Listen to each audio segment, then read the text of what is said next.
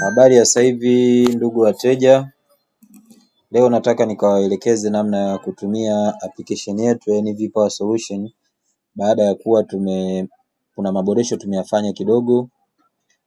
Kwa kwanza bila kupoteza muda, utaenda kwanza, kama ulikuwa unatumia ile version ya zamani, tafadhali naomba uende kwenye settings, then utadelete ile version ya zamani, then utaenda kwenye Play Store, utaandika NV Power, utapata version mpya. Baada ya kupata version mpya, bila kuchelewa utabonyeza kama ya kwangu mimi tayari hii hapa. Utabonyeza, itaniletea kama hivi.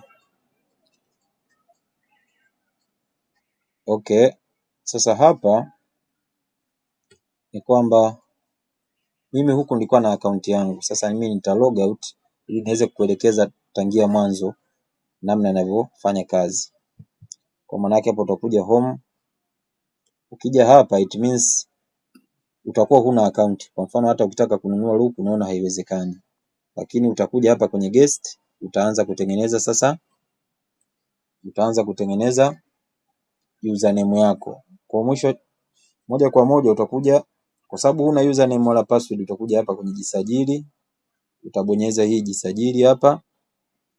Baada ya kubonyeza jisajili utaanza kuingiza tuseme namba yako ya simu. Mimi naingiza ya kwangu hapa 0699548457. Namba ya mita kuu naweka namba yangu ya mita kuu hapa ambayo ni hiyo unayoiona, na wewe utajaza ya kwako. Hii ni mfano tu, na wewe utajaza ya kwako. Unaona, unakuja namba ya submitter. Namba ya submitter kama kawaida unaanza na 00 then ndio unaendelea. Hapa mimi najaza ya kwangu ya submitter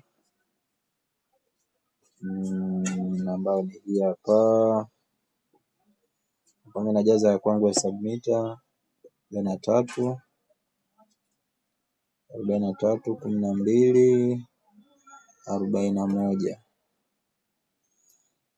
Baada ya hapo nitaweka vendi username yangu. Sawa? Nitaweka vendi username yangu ambayo ni mitajanja.